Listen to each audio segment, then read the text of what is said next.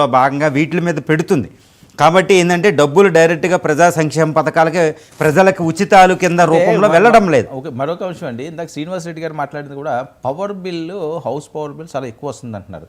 ఒకసారి ఎవరైనా సరే అనుమానం ఉన్న వాళ్ళు ఒకసారి చెక్ చేసుకోండి, ఎందుకంటే ఇది సమ్మర్, మీకు వాడకం ఎక్కువ ఉంటుంది, అందువల్ల వచ్చిందేమో. రైనీ సీజన్ వచ్చినప్పుడు కానీ లేకపోతే వింటర్ సీజన్లో కానీ ఎక్కువ బిల్లు వచ్చినాయి అనుకోండి, అప్పుడు ఒక్కసారి ఆలోచించాల్సి వస్తుంది. ఖచ్చితంగా 500 వచ్చేది 800, 1000 అన్నది ప్రతి ఇంటికి కూడా సమ్మర్లో వస్తుంది.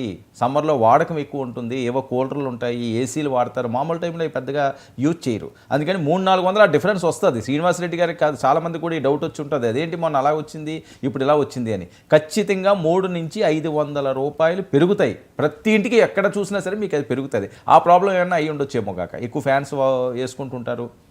సో దాని మీద కూడా కరెంటు బిల్లు పెరుగుతుంది. దాని మీద ఆందోళన చెందాల్సిన అవసరం లేదు, అదేదో ప్రభుత్వం అన్నట్టుగా ఆలోచించాల్సిన అవసరం లేదు, ఏదో చేసేసారు అన్నట్టుగా. సో వింటర్ వచ్చినప్పుడు లేకపోతే ఇంకో 2 నెలలు ఆగండి, ఇప్పుడు ఆల్రెడీ రైన్ స్టార్ట్ అయినాయి కాబట్టి ఇంకొక 1-2 నెలలు కూడా ఈ రకంగా వచ్చినాయి అనుకోండి, ఖచ్చితంగా అక్కడ ఏదో పొరపాటు జరుగుతుంది, కరెంటు బిల్లు వాయించారని. గుంటూరు వెళ్దామండి, మరొక కాలర్ ఉన్నారు, సూర్యనారాయణ గారు. సూర్యనారాయణ గారు, హలో. సూర్యనారాయణ గారు నమస్కారం సార్. మీరు చెప్పింది కరెక్ట్ అండి. ఒక ఫ్యాన్ వేసుకున్నా 2-3 ఫ్యాన్లు వేసుకుంటే కరెంట్ బిల్లు కంపల్సరీ పెరుగుతుంది. మాకు 800 వచ్చేది 1100, 1000 రూపాయలు అట్లా వస్తుంది. అది కంపల్సరీ.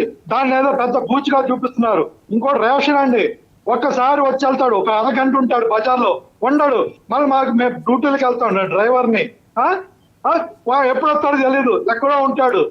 అసలు ఇసుకు పుట్టేది. ఇప్పుడు 15 రోజులపై ఎప్పుడైనా రేషన్ తెచ్చుకుంటాం, హాయిగా ఉంటుంది. ఒక రేషన్ డీలర్ షాప్కి వెళ్తాం, పొద్దున్న 8 నా 12 గంటలు, సాయంత్రం 4-8 వస్తారు. హాయిగా ఎవరైనా తెచ్చుకుంటారు. ఈ బండి వచ్చి దీనికి డబ్బులు వాళ్ళ ఖర్చులు అనేది చేసి ఒక అరగంట కూడా ఉండడు, వెళ్ళిపోతాడు. వాడి కోసం ఎతకాలి. ఫోన్ నెంబర్ ఉండవు.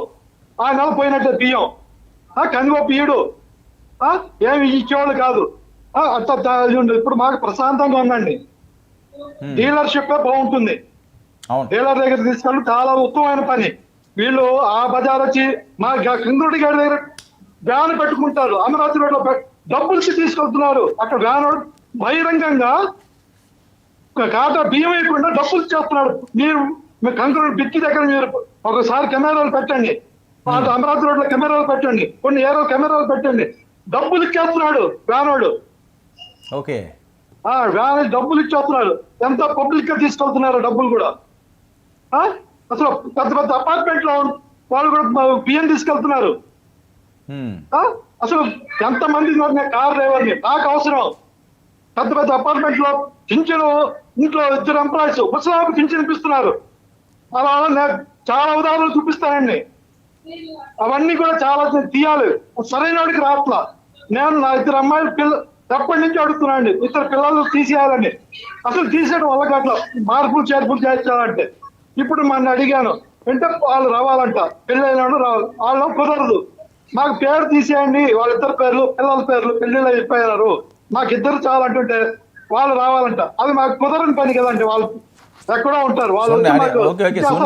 సూర్యనారాయణ గారు ఒక్క నిమిషం, అది చూడండి ఎంత నిజాయితీగా చెప్తున్నాడు. ఆ పిల్లల పెళ్లిళ్ళు అయిపోయి మా అవసరం తీసేయమన్నా సరే తీసేసే పరిస్థితి కనిపించట్లేదు అని.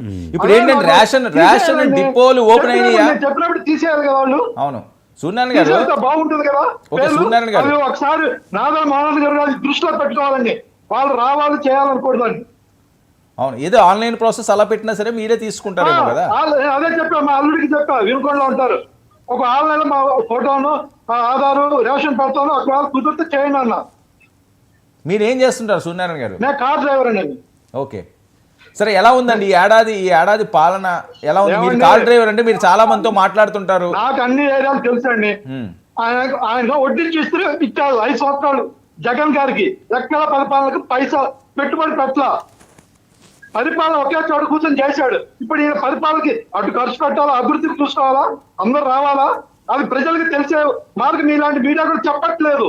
డెవలపింగ్ అవుతే ఇప్పుడు హైదరాబాద్ ఎంతమంది వచ్చి రోడ్డు పక్కన బిల్స్ అమ్ముకుంటారు, టిఫిన్లు పెట్టుకుంటారు. గచ్చిపోలి నేను అన్ని ఏరియా తిరుగుతా, గచ్చిపోలి ఏరియా ఎంతమంది బతుకుతారు చూశారు కదా.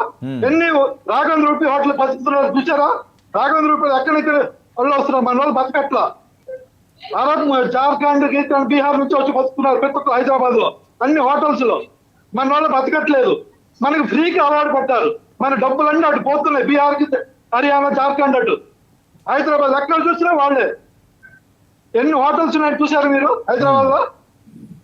సూర్యనారాయణ గారు మీరు కాదండి, మీ వెహికల్ ఎక్కే వాళ్ళు రెగ్యులర్ గా ఏదో అంశం మీద మాట్లాడుకుంటుంటారు కదా, వాళ్ళు ఏంటంటే వాళ్ళు చెప్తున్నారు సార్, అభివృద్ధి కావాలంటున్నారు. డెవలప్ అవుతే 10 మంది బతుకుతారు. ఒక టీ స్టాల్ వస్తుంది. హైదరాబాద్ సార్ అవును, అభివృద్ధి అయితే మన డబ్బులు మనకుంటాయి. హైదరాబాద్ ఉమ్మడి రాష్ట్రం చేసుకోవచ్చు అంటారు. మన టీ తాగిన ట్యాక్స్ కూడా అక్కడ హైదరాబాద్కి వెళ్తుంది. అదే మన పరిపాలన ఇక్కడ చేసుకుంటే ప్రతి ఒక్కరు ఇప్పుడు ఆ వ్యవస్థలు అన్ని రావడానికి ఎంత టైం పడుతుందండి? 5 ఏళ్ళు పూర్తి కావాలన్నారు, చదవాలని అంటారు. ఒక వ్యవస్థను తీసుకున్నాక ఎంత టైం పడుతుంది? మీ బిల్డింగ్ కట్టి మీ టీవీ 999 టీవీ ఇక్కడ తీసుకుని ఎంత టైం పడుతుందండి వ్యవస్థని?